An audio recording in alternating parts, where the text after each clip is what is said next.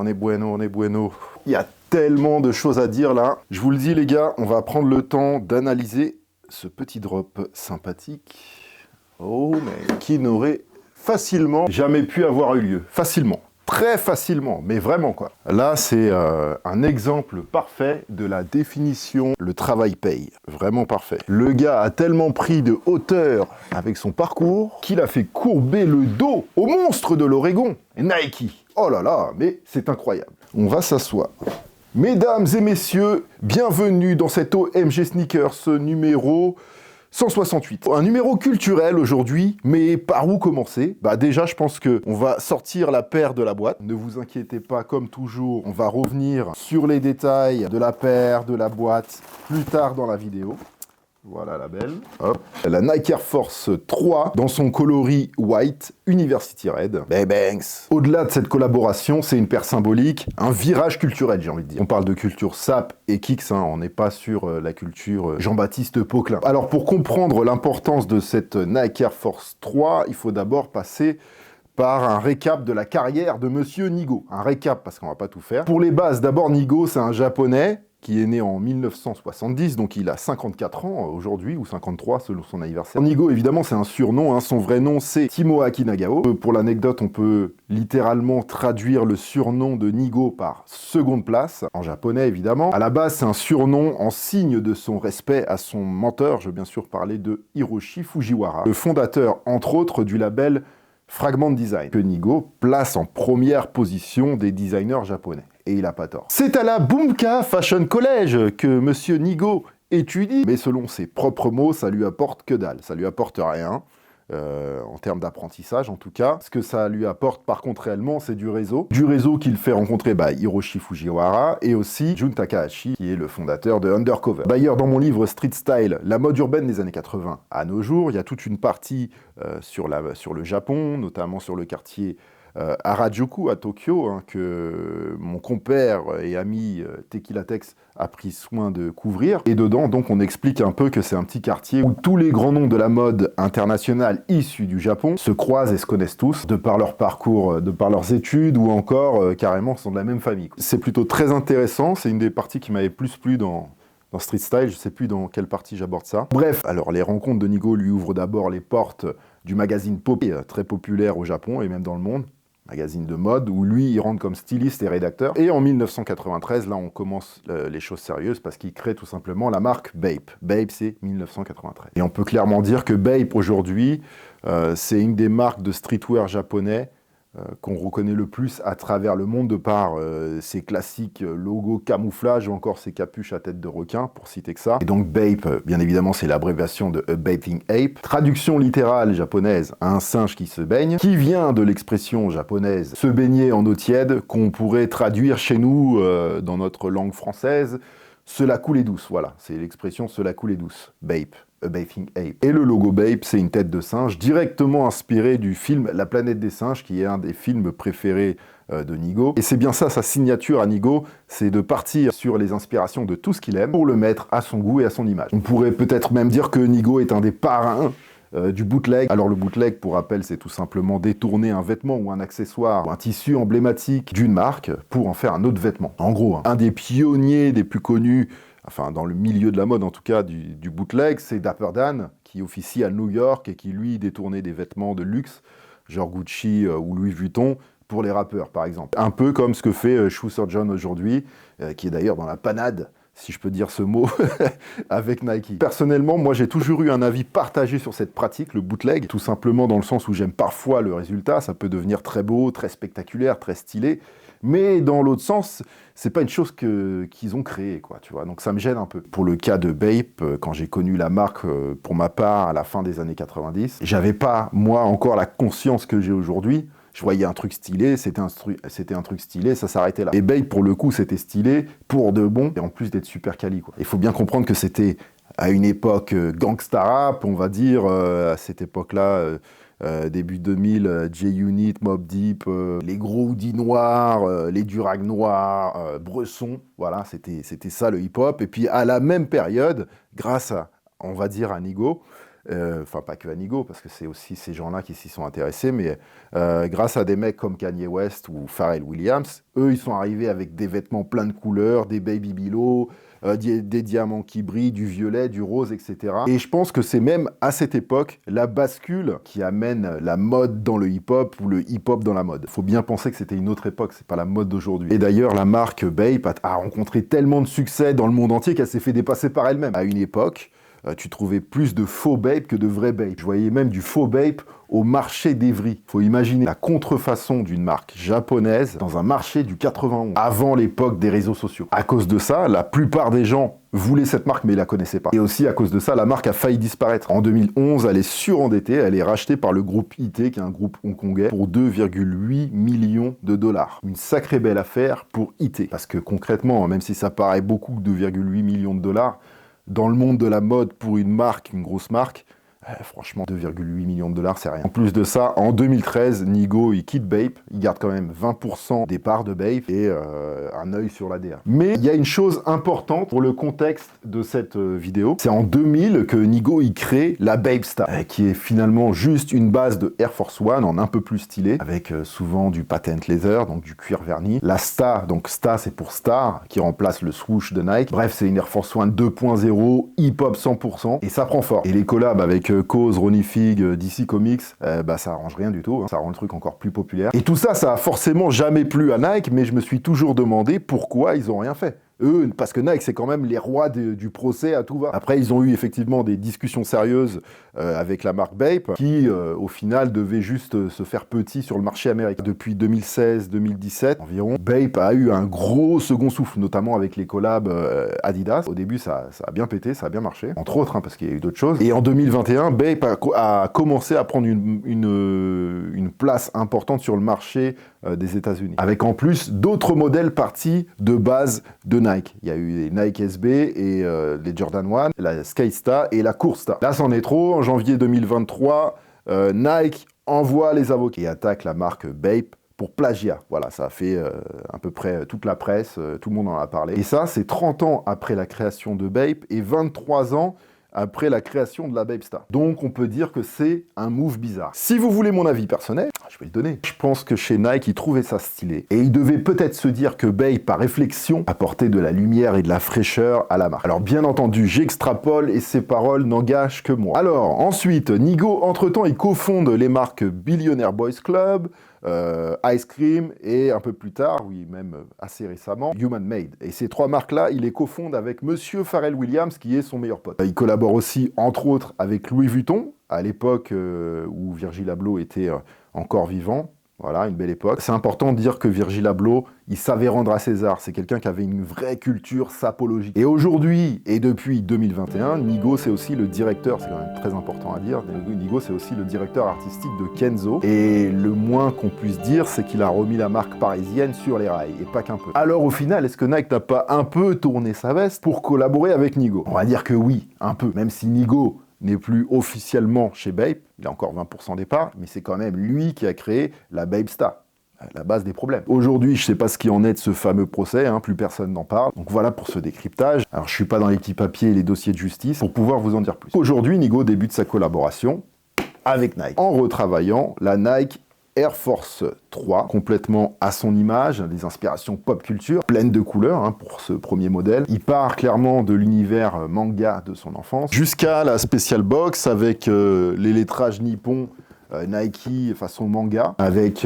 en plus un intérieur en faux bois, j'aime bien. Et donc sur cette boîte, c'est très important à préciser, voilà, vous voyez qu'il y a plein de choses différentes, et on est censé avoir des indices sur les prochaines collections Nike et Nigo, parce que oui, il va y en avoir d'autres. D'ailleurs, à ce propos, la collection de SAP qui est sortie avec les deux coloris là, franchement, elle est très très cool. Alors plutôt simple, hein, le logo Nike détourné en Nigo, mais très stylé, très quali. Les vestes sont super belles.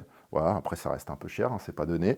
Les crewnecks, j'adore. Et les couleurs aussi. Et on va pas se mentir, ça rappelle fortement, même les paires et les sapes, ça rappelle fortement le taf chez Kenzo avec les couleurs, etc. Et pour cette paire, on a vraiment l'impression d'avoir une Bape officielle Nike, tout simplement, c'est très drôle. Comme toujours, dans la description de cette vidéo, vous retrouvez les liens pour COP les paires, les sapes, donc tout y est. Hein. Alors là, c'est des liens revente, car oui, là, tout est sold out, hein, aussi bien les vêtements que les shoes. Ici, dans la boîte, on a aussi le N de Nigo, voilà, qui est un patch à coudre plutôt sur le style des vestes des University Jacket. Après, vous pouvez le mettre sur un jean où vous voulez, mais voilà.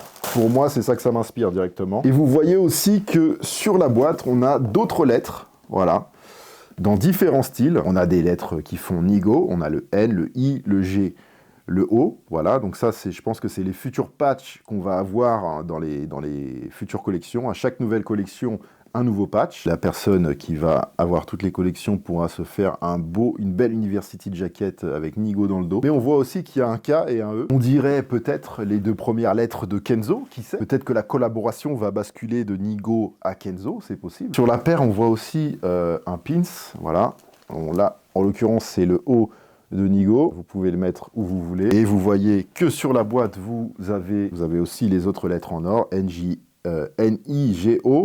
Vous avez le logo R. Et vous avez le Nike, le swoosh Nike doré. Donc ça, c'est aussi, je pense, les 6 futurs pins qu'on va retrouver. Ils s'appellent pas ça pins, mais c'est des pins. Hein. Donc, clairement, on dirait qu'on part pour l'instant sur 6 collections. Voilà, si j'ai un peu bien décrypté tout ça, à suivre. Et d'ailleurs, il y a aussi eu des leaks, des fuites de 2 futures peut-être paires de la collab, voilà, dans des versions marron, brown. C'est pas ouf au premier regard, mais quand on regarde de plus près, il y a le pony air et le cuir marron avec des lettrages gaufrés. Et quand on regarde de plus près, franchement, c'est plutôt stylé, je pense. Je pense que c'est surtout les photos qui sont pas belles. On en a vu une aussi au pied de Nigo, qui est marron, sans trop de détails. Donc à suivre pour tout ça, on verra si j'ai eu raison pour les indices. Pour celle-ci, il y a eu 2 coloris qui sont sortis. Donc il y a celle-ci, la White University Red, on l'appelle juste la White. Et puis il y a eu la Blue Void. Elles sont sorties, ces 2 paires-là, en 2 versions. Donc il y a eu la version normale, celle-ci, la Nigo Force. Mais il y a aussi une version Ojin édition. Elles ont drop en exclusivité le 28 septembre dans les pop-up, notamment à celui de New York, où il y avait aussi la Victor, collaboration Air Force One, Friends and Family, limitée à 25 paires monde, enfin bref. Victor qui est aussi un des médias de Nigo, si je dis pas de bêtises, et vous avez le chien Victor qui est un logo dans le style Human Made. Cette paire-là, qui était au pop-up le 28 septembre à New York, c'était pour célébrer le nouvel album de Nigo. Parce que oui, je vous l'ai pas dit, mais Nigo, c'est aussi un mec de la musique, c'est aussi un DJ, un batteur, un producteur. Et en plus, c'est pas naze du tout ce qu'il fait. Donc, pour revenir sur la Ojin, la différence, elle est sur le talon. Tout simplement, les deux coloris, c'est les mêmes. Mais la Ojin édition, vous avez tout simplement Nigo ici qui est à l'envers, qui est inversé, et ça fait Ojin. Voilà. Et donc elles sont plus limitées celles-là. La sortie mondiale de celle-ci sur Nike SNKRS a eu lieu le 4 octobre. Il y a eu aussi quelques retailers à travers le monde, mais très peu qui l'ont eu. Quand je dis très peu, par exemple pour la France, il y a uniquement eu Kiss et DSM, Dover Street Market, parce que oui, on a un DSM maintenant à Paris, c'est très bien. Tout ça pour dire qu'elle est quand même très limitée. En tout cas, bon, même si évidemment on ne connaît pas les quantités Nike SNKRS, il y a des chiffres qui circulent comme toujours, mais on ne sait pas d'où ils viennent, donc c'est juste pour faire du buzz ou du blabla, on les connaît pas réellement. Alors pour la cote de la paire, pour l'instant, elle est plutôt faible. On part d'un retail à 160 € et la cote est entre 160 et 230 € environ. La Blue Void un peu plus, parce qu'il me semble que la Blue Void est un peu plus limitée, exclut Nike SNKRS, si je dis pas de bêtises. Peut-être qu'ils l'ont eu chez DSM, mais je suis pas sûr. Et bizarrement, les Ojin éditions, elles cotent quasiment pareil, ou peut-être un petit peu plus. Mais en vérité, la com sur les Ojin éditions, elle est vraiment passée sous les radars. Très peu de personnes sauf les personnes qui se renseignent un peu, mais très peu de personnes ont été au courant de ça. Même moi, j'ai mis du temps à capter les différences entre l'édition normale et l'édition Ojin, parce qu'il n'y a eu aucune communication, quoi. Je parle des Ojin. Par contre, il y a eu beaucoup de communication sur la collaboration globalement. Maintenant, la paire. Voilà, la paire. Parlons de choses sérieuses, de belles choses. Alors déjà, le choix de la Air Force 3, l'eau est à saluer. On sent clairement de quelle époque est née la culture du gars. La Air Force 3, c'est une paire de 1988, sortie à la base en version haute avec sa grosse languette et son logo balle de basket, que vous retrouvez d'ailleurs ici, mais dans une version argentée et dans les couleurs de la collaboration. Et aussi, important à dire que ça, vous le retrouvez sur une seule languette, sur l'autre vous avez le Nike avec les lettrages nippon animés, on va dire. Donc juste le logo sur une seule. Alors c'est bien vu dans le sens où ça fait longtemps qu'il n'y avait pas eu de réédition de la Air Force 3. Je crois que la dernière fois c'était en 2018, c'était une version low, elle a été passée complètement inaperçue. Avant ça, en 1986, il y avait eu la Air Force 2, que vous avez notamment pu voir dans une collaboration suprême en 2017 avec 4 coloris. Mais bon, la Air Force 2, même la Air Force 3, en vrai, c'est pas des paires qui ont eu des immenses succès, on va pas se mentir. Mais les collabs sont cool. Enfin voilà, c'est toute cette époque des Command Force, des Alpha Force, des Barclay, des grosses paires B-Ball. Et je le redis, mais la richesse des catalogues de Nike, c'est un sacré bail. Parce que là où je veux en venir, c'est que même si on n'aimait pas les paires au moment de leur sortie à l'époque, c'était des paires qui étaient tellement marquantes visuellement, parce que c'est vraiment l'époque des grosses paires, où il y a eu vraiment beaucoup de changements, donc ça marquait à chaque fois que vous avez une nouvelle sortie, c'était une grosse paire. Et bien souvent, comme ça nous choquait, on trouvait ça pas très joli forcément au début, hein, mais le fait que ça nous ait marqué, quand il y a des rééditions des paires des années plus tard, ça nous rappelle quelque chose, ça nous donne de la nostalgie, et on se rend compte que c'est des paires qui nous ont marqués. Voilà, c'est tout ce que je veux dire. Et c'est tous ces gens qui ont aujourd'hui ces grandes marques, Bape, Supreme, Under, enfin toutes les grandes marques qu'on connaît aujourd'hui, hein, je ne vais pas toutes les citer, il y en a énormément, c'est des gens de cette génération, c'est des gens qui ont connu tout ça et donc qui veulent un peu remettre les années 90, 80, début 2000 au goût du jour. Et vous verrez que les générations futures, elles feront la même chose et ainsi de suite. Donc c'est toujours un cycle et il y a toujours des vieilles choses qui reviennent. C'est comme la mode, quoi. Ça tourne. Après, il y a évidemment des choses qui évoluent, mais ça tourne, ça revient, ça part. Voilà, c'est des inspirations. Pour les matières sur la paire, on retrouve d'abord du mesh ici sur le haut de la paire. Vous avez du cuir lisse, la partie rose ici. Le swoosh, il est en cuir lisse rouge. Vous avez le vert qui est en cuir lisse aussi. La base du upper blanc est en cuir perforé. Il y a des petites perforations, vous voyez, sur les parties blanches, sur la toe box et sur les patchs centrales. Vous avez une partie en patent laser, en cuir verni, le bleu ici, bleu brillant. Et vous avez du suède, la partie jaune ici est en suède. Voilà. Bien sûr, les détails qu'on adore, c'est les talons avec d'un côté le Nike Air et de l'autre le Nigo Force, qui sont chromés sur fond noir. Et franchement, ça envoie du lourd. Franchement, ça envoie, ça le fait bien. Les languettes qui sont différentes. Vous avez les outsoles qui sont, elles, complètement OG dans leur jus. Et c'est plutôt très cool. Et aussi, bien sûr, les semelles intérieures sont à l'effigie de la collaboration. C'est vraiment un beau taf entre la paire et la boîte. C'est lourd de sens. Il y a plein de clins d'œil, il y a plein d'indices. Il y a un jeu, quoi, une espèce de chasse au trésor pour les futures collaborations. On est quand même sur une grosse silhouette dans l'esprit SB ou encore dans le style des paires de luxe qu'on peut retrouver à la mode aujourd'hui. Niveau sizing, pour moi, c'est du TTS, hein, donc je fais du 46, j'ai pris un 46. Contrairement à la Air Force One qui, elle, taille très grand, en 45,5, je pense que ça passerait quand même. Bon, je pense qu'on a fait le tour, hein. On a beaucoup parlé là, mais je pense qu'il est temps de voir comment la paire rend au pied avec le focus. Avant ça, évidemment, n'oubliez pas le like, l'abonnement, la cloche des notifications et votre avis sur la paire dans les commentaires. Le focus, c'est parti. I got